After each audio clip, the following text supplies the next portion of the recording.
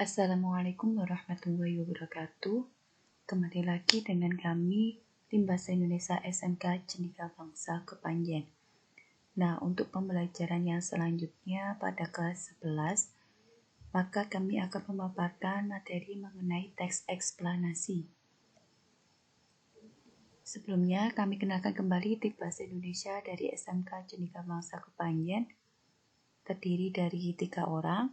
Yang pertama dengan Budian Rana, yaitu saya sendiri, dan yang kedua dengan Bapak Doni Rahman, dan yang ketiga dengan Bu Dwi Hajarianti.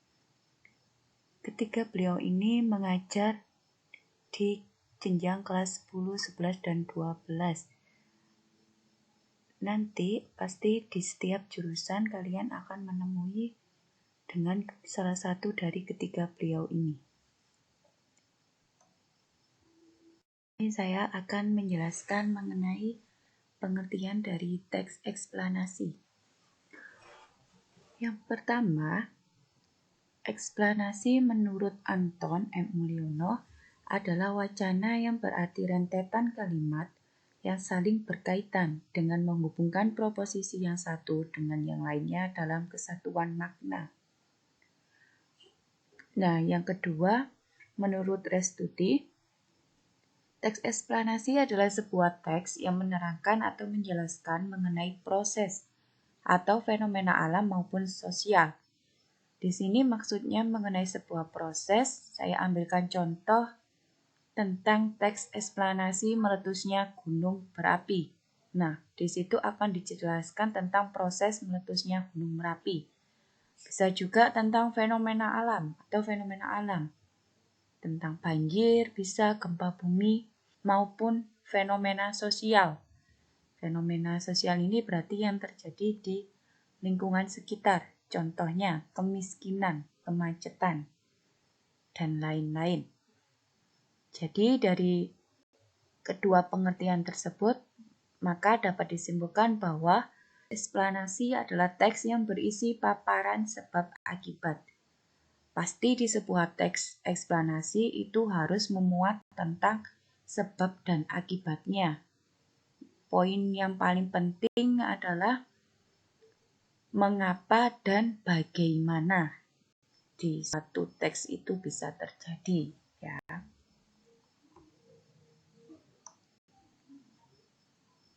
Nah, untuk selanjutnya saya akan menjelaskan mengenai fungsi dan ciri teks eksplanasi. Fungsi teks eksplanasi adalah untuk mendeskripsikan kejadian yang berkaitan dengan proses melakukan suatu pekerjaan atau berlangsungnya kegiatan tertentu. Contohnya teks eksplanasi proses perekrutan calon pegawai baru pada saat pandemi. Nah, itu juga bisa ya. Selanjutnya tentang sebab akibat.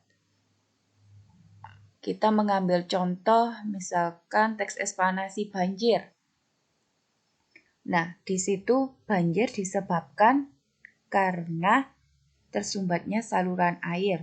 Yang pertama, yang kedua karena banyaknya yang membuang sampah sembarangan. Yang ketiga mungkin karena adanya penebangan pohon secara liar. Maka setelah ada sebab harus ada akibat. Nah, akibat dari ketiga hal tersebut, maka terjadilah banjir. Misalkan seperti itu. Dan perihal yang sejenisnya. Untuk selanjutnya yaitu ciri-ciri dari teks eksplanasi. Ciri-cirinya di sini ada 4. Yang pertama, teks eksplanasi harus memuat informasi berdasarkan fakta. Fakta yaitu nyata dan tidak boleh direka-reka ya. Yang selanjutnya harus berisi informasi keilmian. Maksudnya keilmiahan di sini harus berdasarkan keilmuan. Yang ketiga, makna mudah dipahami. Jadi dalam teks eksplanasi tersebut harus memiliki suatu makna yang dapat dipahami oleh pembacanya dari isi teks eksplanasi tersebut. Dan yang terakhir, pesan yang disampaikan harus efektif, harus jelas, padat, dan tidak boleh bertele-tele ya.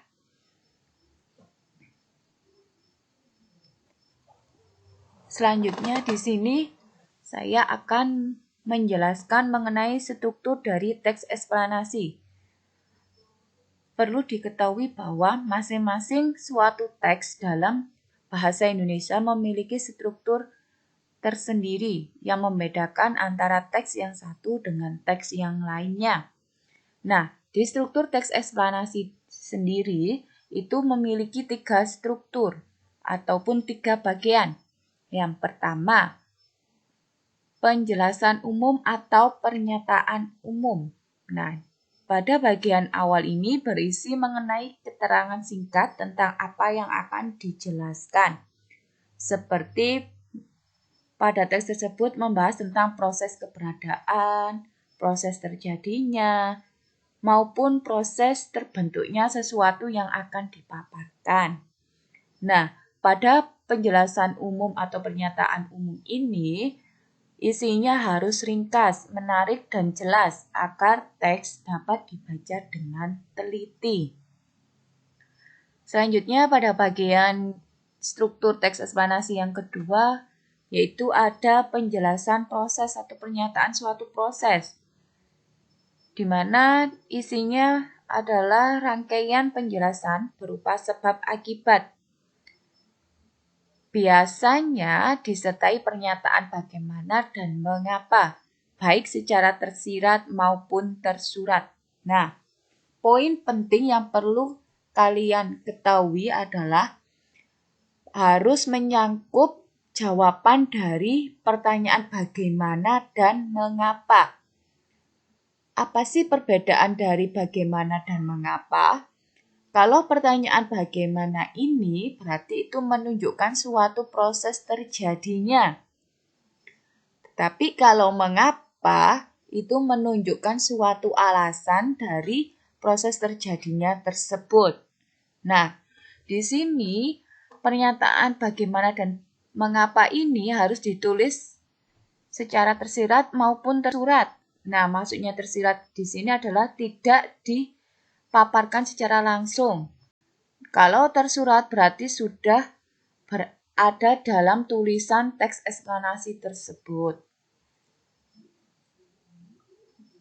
Biasanya pernyataan proses ini berisikan tentang penjelasan yang terperinci sedetail mungkin ya, tentang keberadaan dan proses terjadinya sesuatu.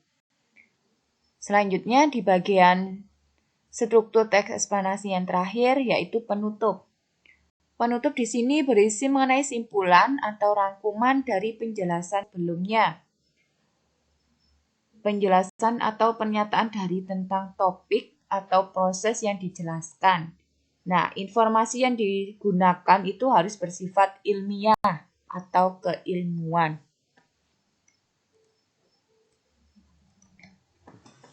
Nah, di sini saya akan memberikan contoh teks eksplanasi kemiskinan.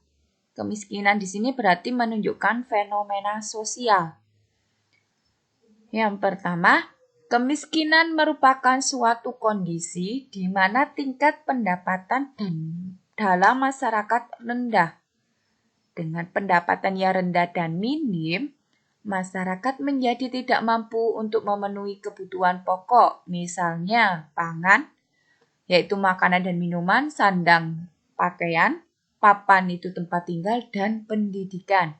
Nah, pada paragraf pertama ini disebut sebagai pernyataan umum kalau di bagian struktur teks eksplanasi. Selanjutnya kita ke paragraf yang kedua. Kemiskinan ini dapat kita temukan di tempat-tempat padat penduduk dan kumuh. Biasanya masyarakat golongan menengah ke bawah atau miskin ini tinggal di bantaran sungai, kolong jembatan, atau tempat-tempat yang tidak layak untuk ditinggali. Keadaan ekonomi inilah yang memaksa masyarakat miskin memilih tinggal di tempat kumuh dan tidak layak, serta tingkat kesehatan dan kebersihan yang rendah. Tidak hanya di Indonesia saja, kemiskinan juga melanda banyak negara berkembang. Kemiskinan disebabkan beberapa faktor, yaitu keterbatasan pemenuhan kebutuhan dan pendidikan, musibah atau bencana alam, kebangkrutan, perilaku pribadi, struktur sosial, perbudakan, dan beberapa faktor lainnya. Faktor gengsi dan konsumtif juga menjadi faktor penyebab kemiskinan. Nah, untuk paragraf kedua dan tiga ini masuk di pernyataan proses atau penjelasan proses. Mengapa kok masuk di pernyataan proses? Di paragraf 2 ini menunjukkan suatu sebab ya.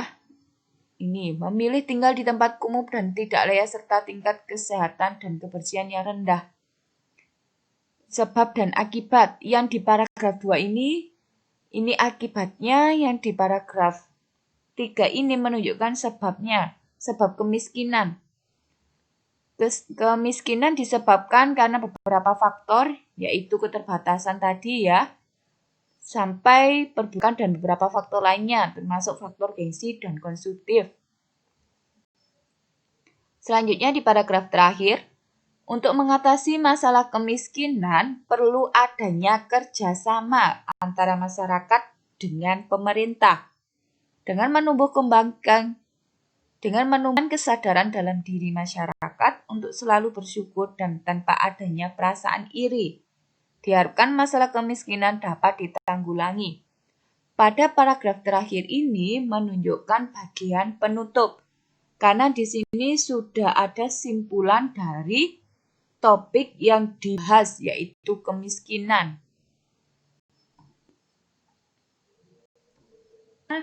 Kaidah kebahasaan dalam teks eksplanasi ada 5. Yang pertama, menggunakan kata benda. Contohnya, gempa bumi, kemiskinan, banjir, dan lain-lain. Selanjutnya, menggunakan kata kerja. Kata kerja di sini menunjukkan suatu proses terjadinya. Biasanya diawali dengan me maupun ber. Yang ketiga, menjawab pertanyaan mengapa dan bagaimana dalam mengungkapkan proses. Perlu diingat kembali kalau pertanyaan mengapa tadi itu menunjukkan alasan, kalau bagaimana adalah prosesnya. Selanjutnya yang keempat, menggunakan fakta. Jadi harus real, harus nyata. Dan yang terakhir, menggunakan kalimat pasif. Contohnya, energi berasal dari matahari.